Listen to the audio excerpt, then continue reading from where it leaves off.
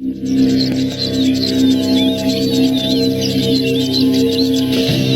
dans la réserve du Masai Mara au Kenya, s'étendent les Black Rocks.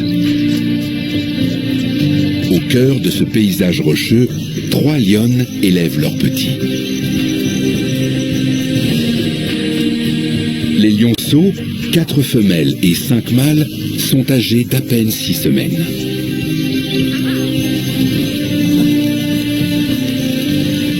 Pendant 5 ans, nous allons suivre les jeunes mâles dans leur ascension vers le pouvoir.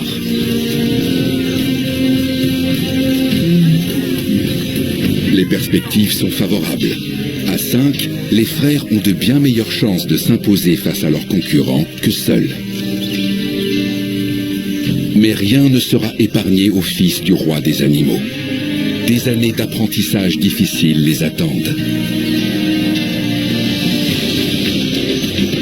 Les débuts sont jalonnés d'échecs, et la mort est parfois évitée de justesse.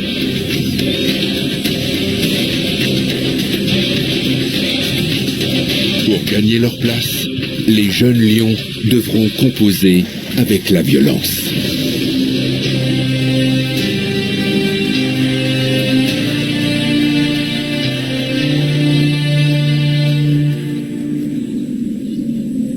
À l'âge de 2 ans, les lionceaux quittent leur pouponnière des Black Rocks.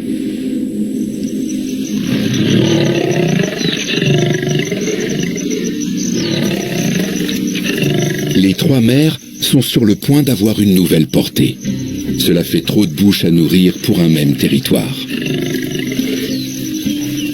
Les jeunes lions devront désormais se débrouiller seuls.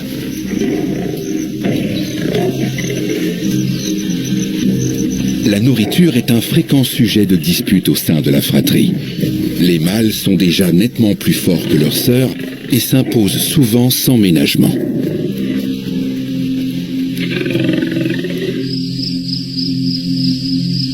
Au fil des mois, les affrontements se font de plus en plus violents et un soir, la situation dégénère. Lors d'une de leurs querelles habituelles, les fauves se mordent jusqu'au sang. Tourmenté par la faim et irrité par la douleur, le mâle dominant tue une de ses sœurs. Suite à cet événement, les jeunes femelles quittent leurs frères. Ceux-ci devront désormais se passer de l'aide de ces habiles chasseuses.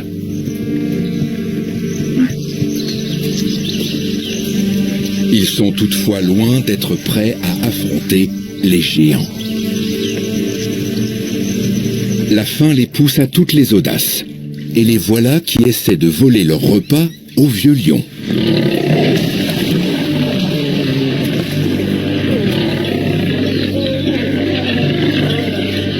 À leurs risques et périls.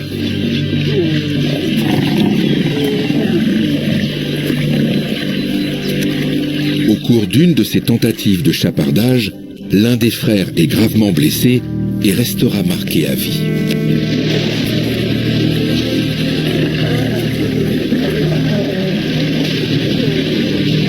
Cette fois-ci, les effrontés ont de la chance et s'en tirent avec quelques coups de patte.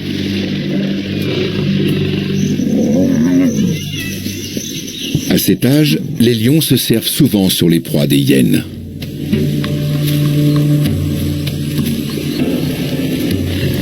Des buffles du troupeau voisin viennent à la rescousse et tiennent les hyènes en respect. Le festin risque de passer sous le nez des lions.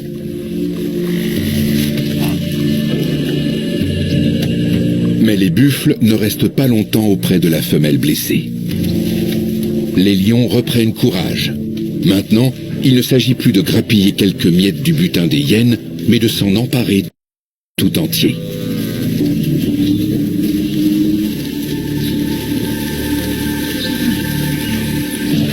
La vieille bufflonne ne peut rien contre eux. Pourtant, en quelques secondes, ses congénères sont de retour.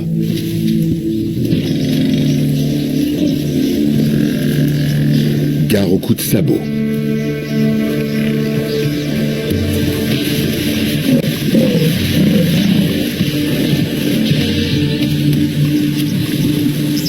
Pour la bufflonne, il est trop tard. Elle ne peut plus se relever. Après quelques minutes, le troupeau se retire. Et les jeunes prédateurs retentent leur chance.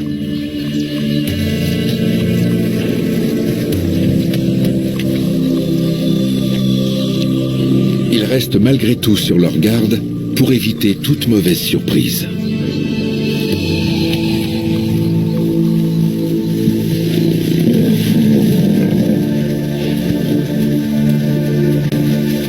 Leur sang-froid est récompensé par un copieux dîner.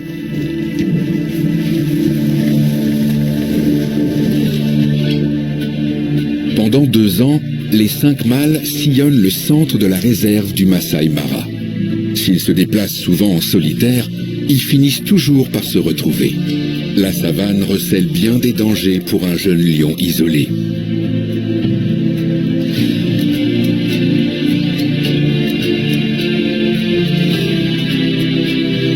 Les frères ont à présent presque 4 ans et ont acquis une stature imposante.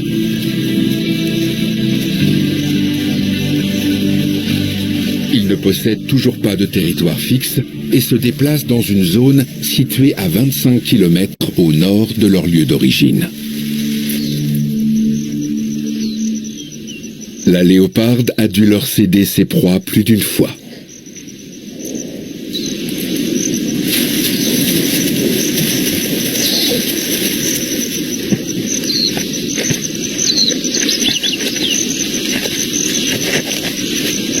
Au sein de la réserve, la petite équipe ne passe pas inaperçue. Les Maasai ont donné un surnom à chacun d'entre eux.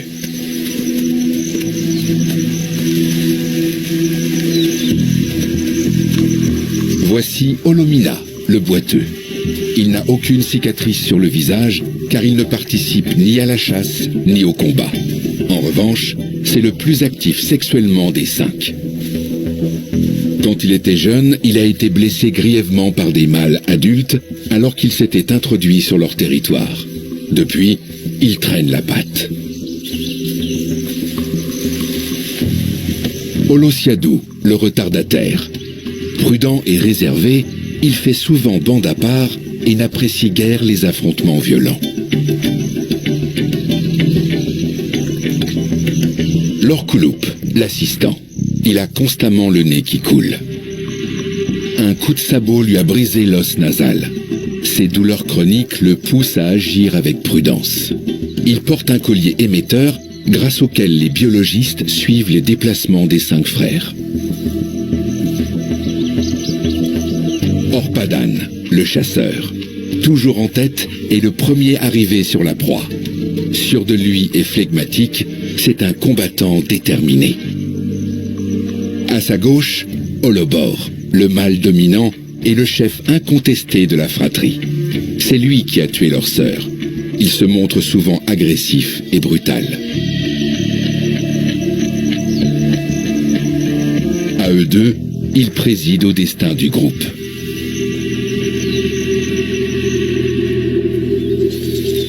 Deux ans après leur expulsion, les 5 frères reçoivent la visite surprise de leur mère. Elles ont dû à leur tour quitter leur territoire, chassées par une grande troupe venue de l'est de la réserve. Vu l'âge des jeunes mâles, cette cohabitation est plutôt inhabituelle.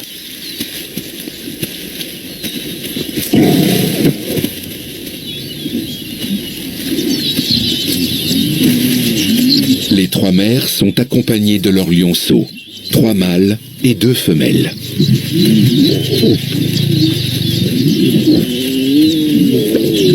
13 lions au total, cela commence à faire beaucoup. Les 5 frères comptent sur leur mère expérimentée pour ramener des proies pour tous.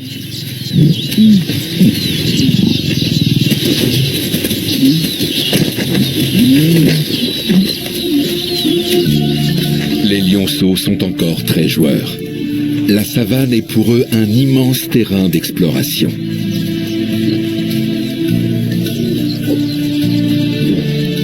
Cette curiosité sans limite présente quelques inconvénients.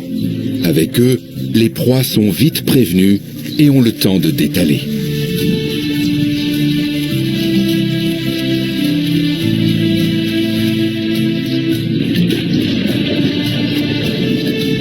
Le groupe ne forme pas une troupe au sens propre du terme. Pas question d'accouplement en son sein. Mais l'union fait la force, surtout pour chasser.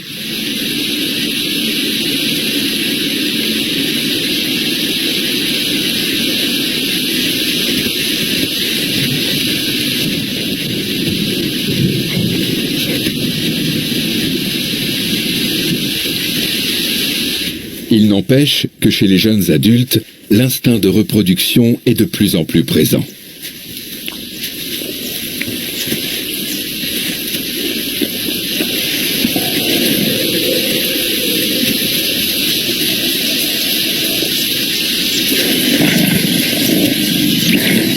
Nomades, les 13 lions ne défendent aucun territoire et évitent leurs congénères.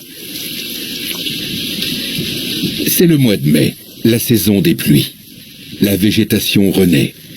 Mais les fauves affamés ne trouvent guère de proie à se mettre sous la dent.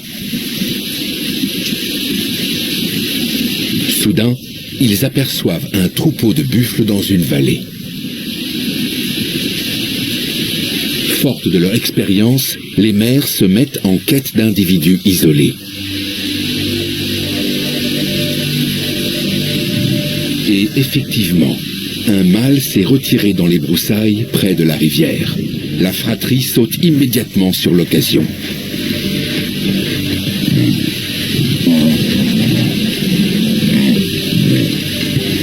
Mais il ne fait pas bon plaisanter avec un tel colosse. Les jeunes mâles font marche arrière, dans l'espoir que leurs mères leur viennent en aide.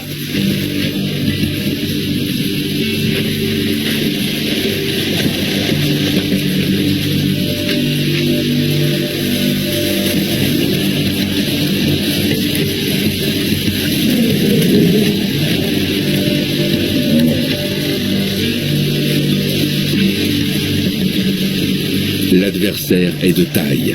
Il pèse près d'1 tonne.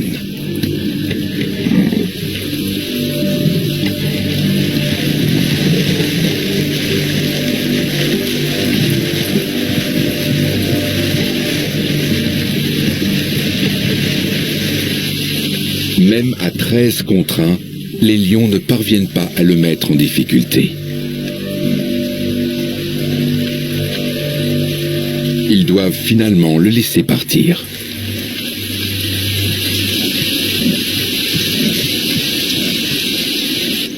Pendant plusieurs semaines, le groupe erre sans but, à la recherche d'une proie facile. La rivière Rangai forme une barrière qu'ils n'osent pas franchir. Comme souvent, les caractéristiques géographiques définissent les limites du territoire.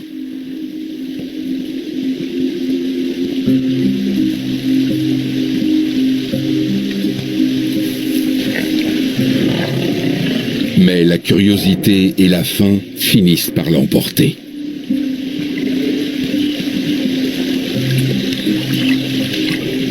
Pour les félins qui craignent l'eau, traverser la rivière reste une épreuve. D'autant qu'elle est d'une profondeur inattendue.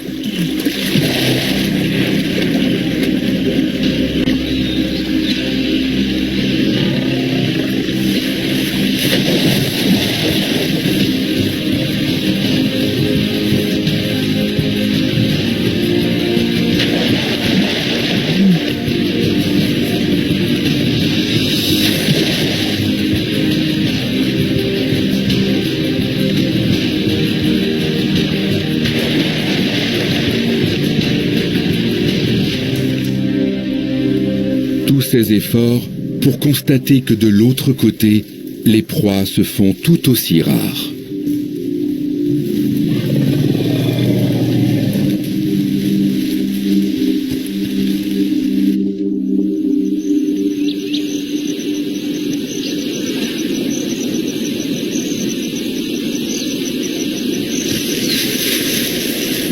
Un matin, il croise un hippopotame isolé qui n'a pas eu le temps de se mettre à l'abri dans une mare. Il n'en faut pas moins pour éveiller l'instinct de chasse des 5 frères.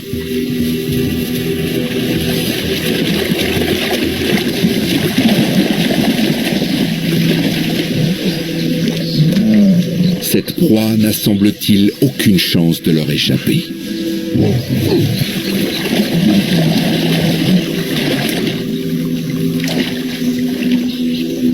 Les 2 plus forts, Orpadan et Holobor, passent tout de suite à l'attaque.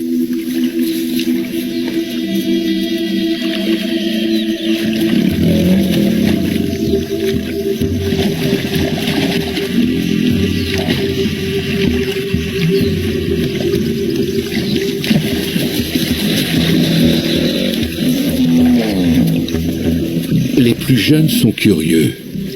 Comment s'y prendre avec un tel monstre ?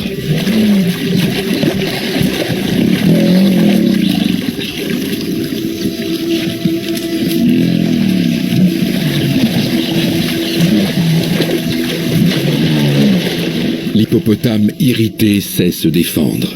Il lui suffit de rester bien campé sur ses pattes pour qu'il ne lui arrive pas grand-chose, hormis quelques égratignures. Il finit par quitter la petite mare qui n'offre pas une protection suffisante.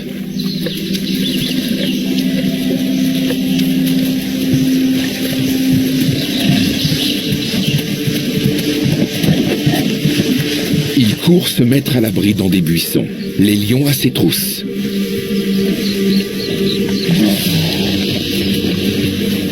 La situation n'est pas sans risque pour les assaillants. Le mastodonte pourrait les plaquer contre un arbre et leur infliger de sérieuses blessures. Mais Orpadan est dans son élément.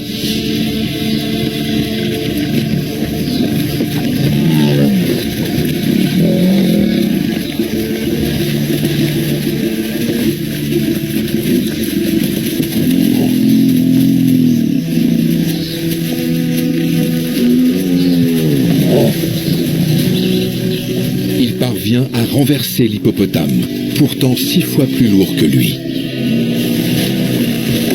Mais celui-ci se montre étonnamment agile et se remet immédiatement debout.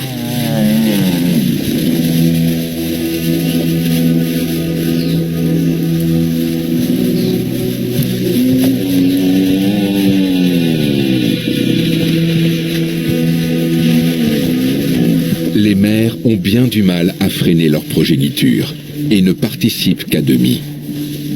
Elles savent qu'ils ne réussiront leur manœuvre qu'en poussant l'hippopotame, par nature vulnérable à la chaleur, à la syncope.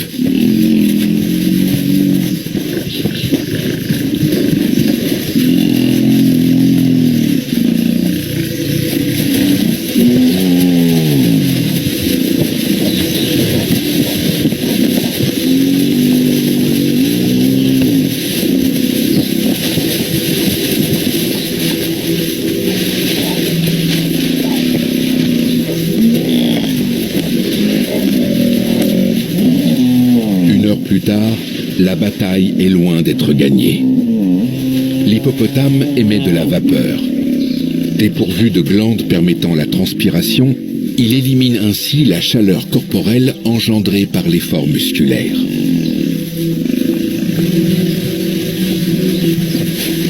Mais le géant tient le choc. Il passe de mare en mare et parvient à se rafraîchir, évitant le coup de chaud fatal.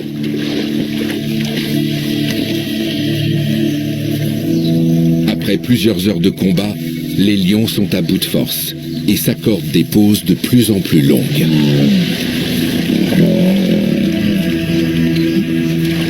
Ils parviennent malgré tout à se relayer et à maintenir la pression.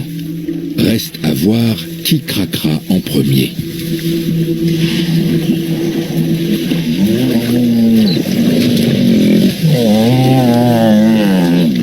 Cette mare offre à l'hippopotame un refuge de choix. Dans ce fourré épineux, les félins ont intérêt à faire preuve de prudence. Même les jeunes femelles, d'habitude infatigables, sont au bord de l'épuisement.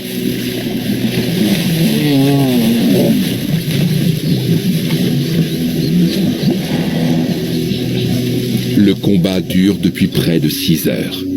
L'hippopotame est couvert de sang, mais ses blessures sont superficielles.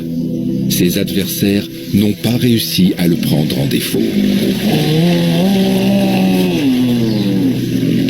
Les hippopotames en bonne santé sont des proies coriaces. Celui-ci n'échappe pas à la règle. Même en période de famine, les félins parviennent rarement à triompher d'adversaires d'un tel gabarit. Pour la troupe éreintée, il ne reste qu'une source de nourriture vers laquelle se tourner en cette saison. Les buffles. 3 troupeaux pâturent dans les hautes herbes le long des rives de la rivière Rongai. Comme tous les ruminants, les buffles peuvent digérer les végétaux ligneux. Un avantage qui leur permet d'exploiter efficacement les ressources de la savane. Un groupe peut compter jusqu'à 800 individus, soit des centaines de tonnes de viande. Mais les buffles sont plus difficiles à chasser que les autres animaux grégaires. Leur secret réside dans leur structure sociale. Les troupeaux se composent de femelles apparentées accompagnées de mâles venus d'ailleurs.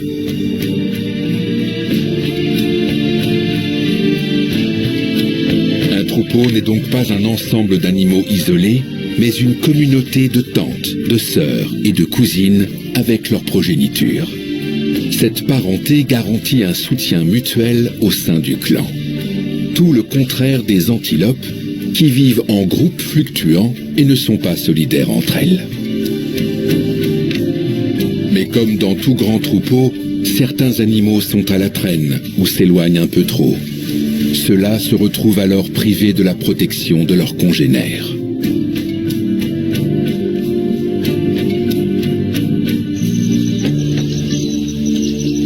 C'est ainsi que les lions ont repéré une femelle isolée.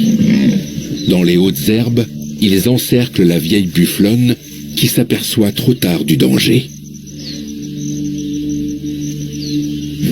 Déterminées, les mères passent à l'attaque. À plusieurs, elles peuvent désorienter le bovidé et éviter ses redoutables cornes.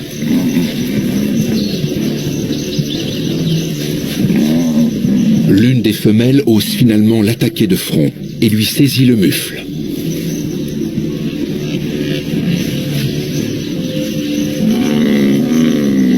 Les 5 frères se tiennent à l'écart et laissent à leur mère le soin de mener à bien cette mission périlleuse.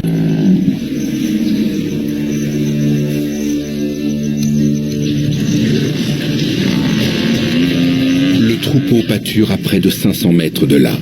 Les buffles voient mal, mais les beuglements de la femelle attirent leur attention. Les secours arrivent juste à temps.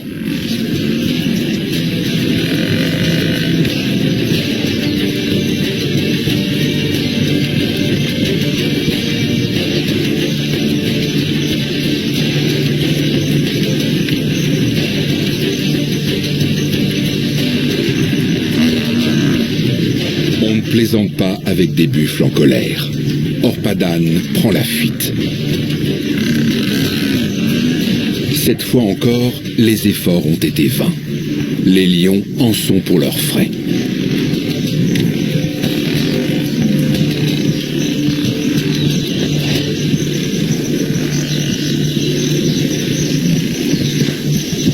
Les fauves suivent le troupeau à la trace, dans l'espoir d'une autre opportunité. L'échauffourée a eu au moins du bon pour la sentinelle à gorge jaune. L'herbe piétinée offre un matériau de nidification de premier choix. Les 3 mères ont recours à la seule méthode sensée. Talonner le troupeau jour après jour en tentant de repérer les individus jeunes, vieux, blessés ou malades, ou les retardataires.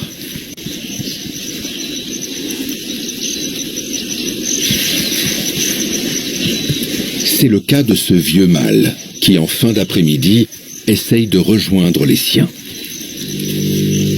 C'est l'occasion tant attendue.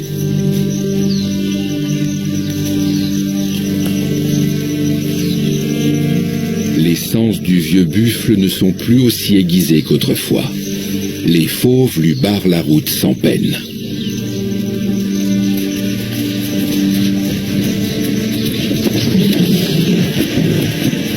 Les jeunes femelles attaquent les premières. Elles sont les plus affamées et ne sont pas conscientes du risque.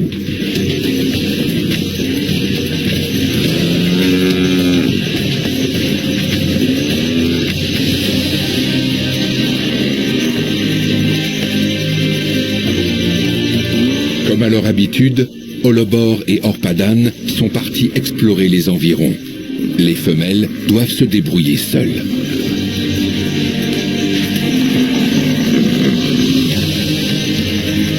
Ce n'est qu'avec un temps de retard que Lorkulup et les deux autres frères daignent les seconder. Les femelles peuvent se montrer généreuses. Le buffle fournira de la nourriture pour plusieurs jours et pour tout le monde.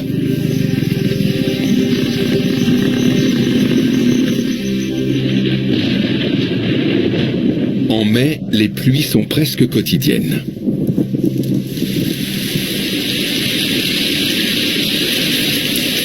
Les lions parcourent la savane humide à la poursuite des buffles.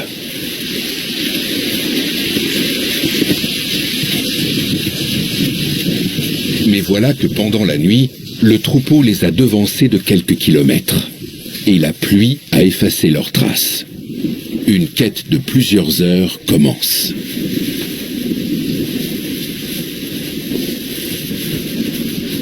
Dans ce paysage vallonné, où le regard ne porte jamais au-delà de la prochaine colline, 500 buffles peuvent aisément se volatiliser.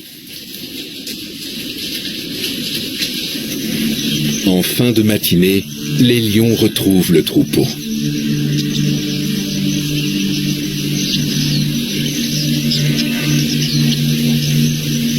Ils prennent maintenant leur temps et observent le groupe, à la recherche de bufflons qui naissent surtout pendant la saison des pluies.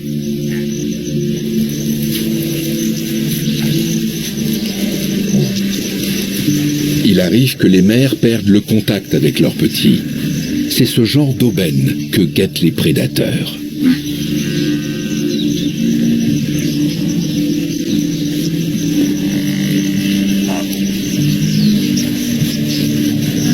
Attaquer un bufflon au sein d'un troupeau entier est impossible, même pour 13 lions. Mais un petit groupe est resté en arrière avec un nouveau-né.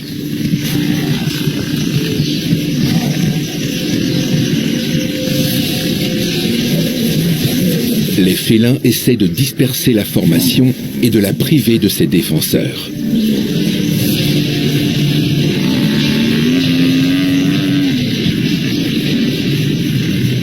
La tactique fonctionne. Holobor, le plus fort des frères, parvient à s'emparer du bufflon. Mais les défenseurs sont vite sur place et il doit lâcher prise.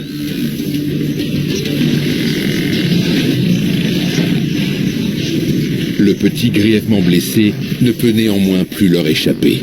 Et les lions ne se précipitent pas. Grâce au renfort, ils mettent les buffles en déroute.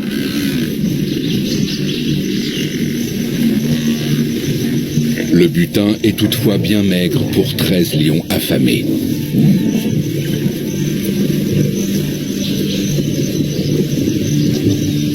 Holobor réagit avec sa brutalité coutumière.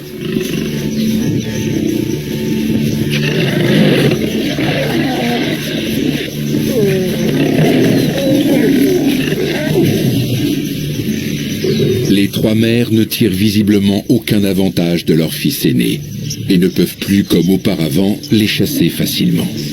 La seule solution est de quitter rapidement cette coalition de circonstances.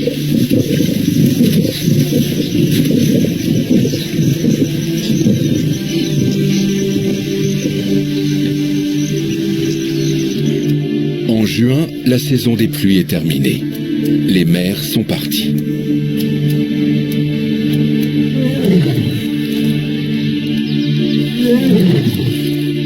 Les 5 frères ont gagné en assurance et sont bien décidés à revendiquer ce territoire comme étant le leur.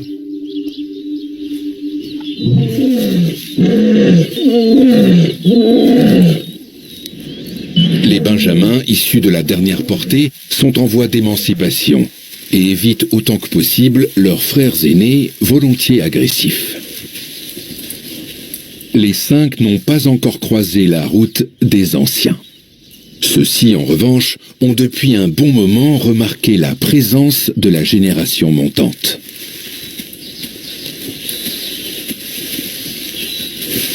Il s'agit de 2 vieux mâles. Pendant longtemps, ils ont défendu âprement leur territoire autour de la rivière. Le moment est venu pour eux de tirer leur révérence.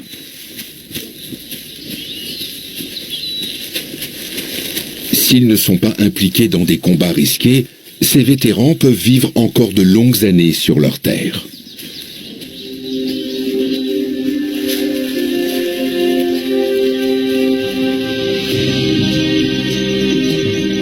Désormais, ce sont 3 lionnes, accompagnées de leur descendance presque adulte, qui règnent sur ce territoire et le défendent contre les autres femelles. Les mâles, eux, ne sont que de passage. Les frères parviennent à convaincre les maîtresses des lieux de leur qualité.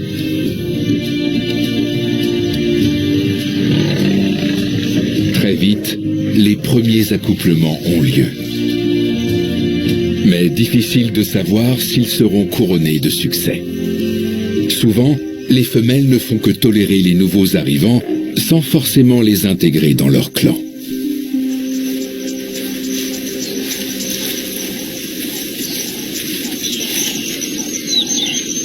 Ce sont néanmoins les premiers pas vers la conquête d'un territoire.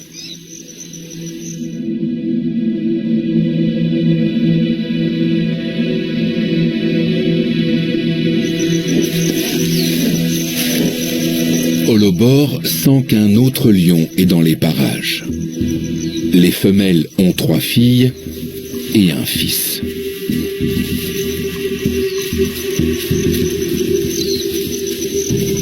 Le lionceau craint les nouveaux venus, mais il veut aussi rester auprès de sa mère. Cela ne plaît guère à Holobor. Il pourrait blesser grièvement le jeune lion.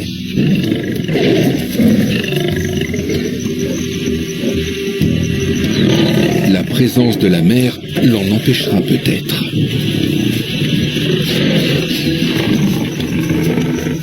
Et en effet, celle-ci prend parti pour son fils.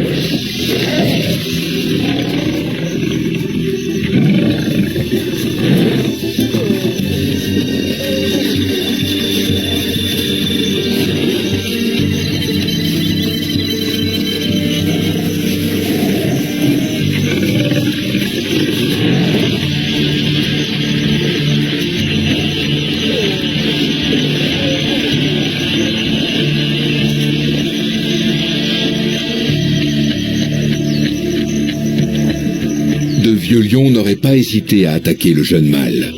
Mais Holobor, qui vient tout juste de prendre du galon, n'est pas encore familiarisé avec son nouveau rôle et s'en tient à une démonstration de force.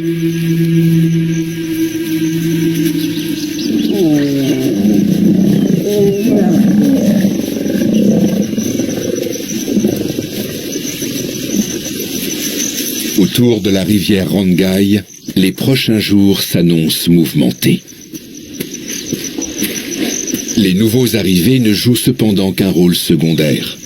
Le territoire reste sous la coupe des 3 femelles, qui sont bien résolues à le défendre, y compris contre les mères revenues dans le sillage de leur fils aîné.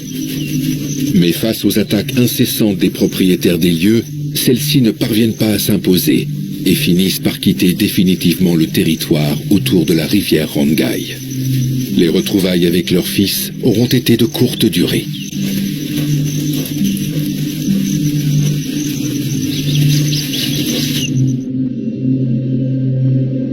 À la fin du mois de juin, la période de disette est terminée.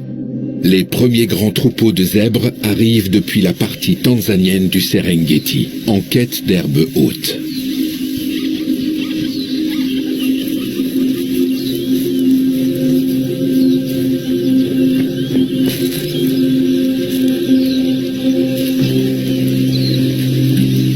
Cette arrivée a de quoi réjouir les lionnes.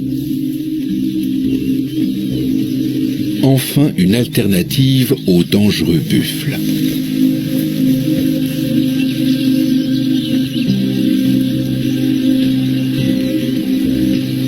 Les lionnes sont plus légères et par conséquent plus agiles que les mâles.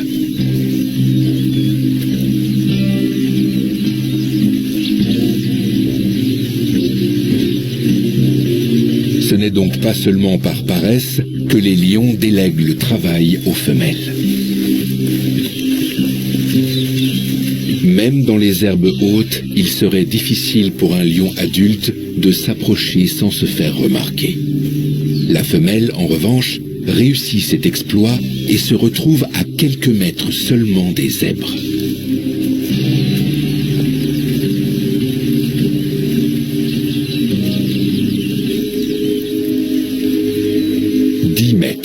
Une distance idéale pour une attaque surprise.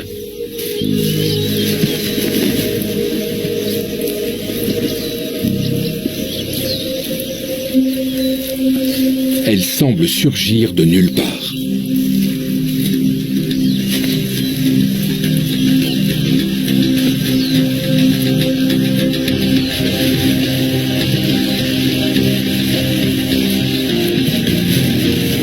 Les femelles prennent en charge le travail, mais aussi les risques.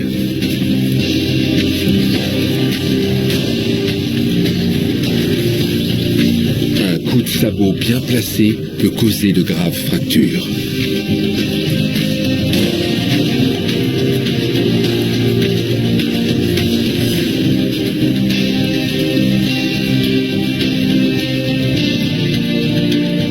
Malgré la douleur,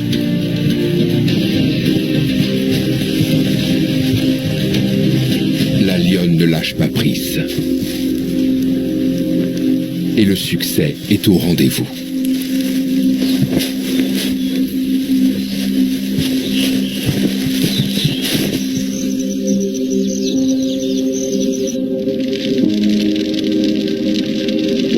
En juin, les rangers allument parfois des feux de brousse, censés favoriser la croissance de la végétation. En cette saison, l'herbe est encore humide et d'énormes nuages de vapeur et de fumée se dégagent.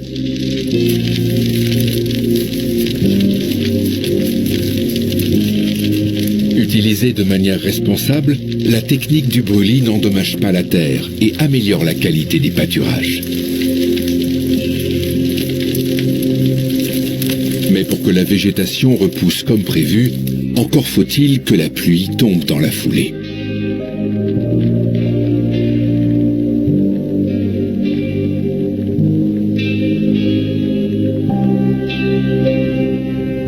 Lorsque tout se passe bien, les premières pousses ne tardent pas à percer entre les buissons des beignets calcinés. Le paysage ressemble alors à une mosaïque de surfaces verdoyantes et de tapis d'herbes jaunies, où les flammes ne sont pas allées. Souvent, comme ici, elles ont été arrêtées par un cours d'eau.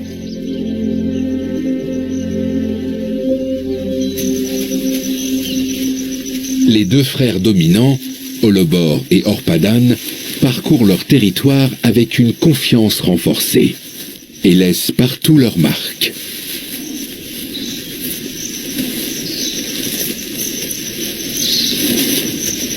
Ils règnent désormais sur près de 100 km². Le petit territoire des lionnes, au bord de la rivière Rangai, et la vaste zone d'herbe haute, plus au sud. Si les proies s'y font rares pendant plusieurs mois, ces terres deviennent à la saison des pluies un vrai pays de cocagne grâce à la migration des buffles.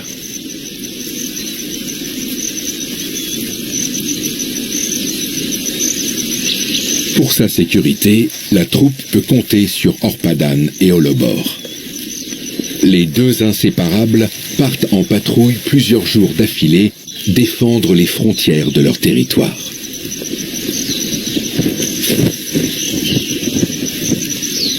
Holobor a beau toujours porter la crinière blond clair d'un lionceau, avec Orpadan, il prend les décisions stratégiques pour le groupe.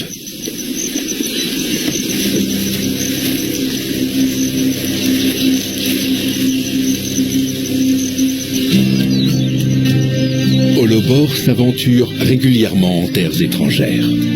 Mais un jour, il va trop loin.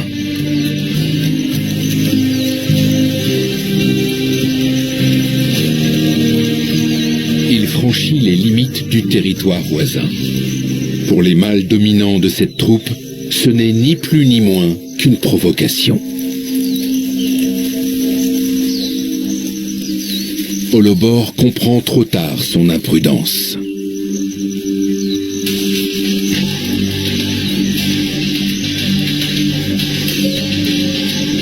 Et rate sa dernière chance de s'enfuir.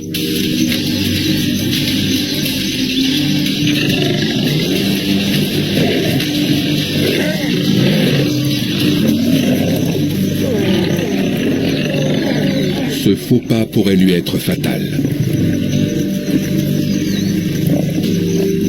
Il ne bouge plus, bien conscient qu'il n'a plus le droit à l'erreur.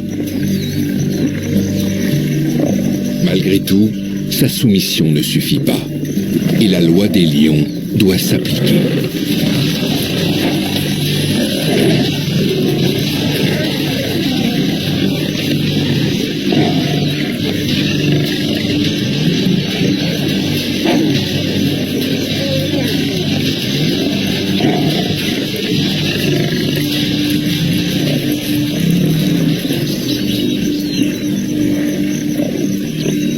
Holobor est grièvement blessé.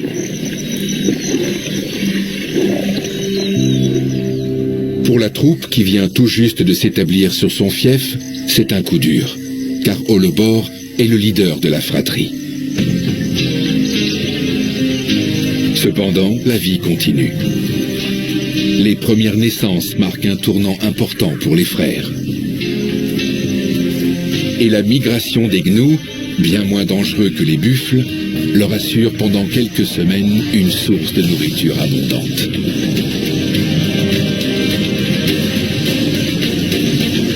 Mais lorsque les troupeaux auront quitté leur territoire, les frères lions devront affronter l'épreuve de vérité et leurs adversaires les plus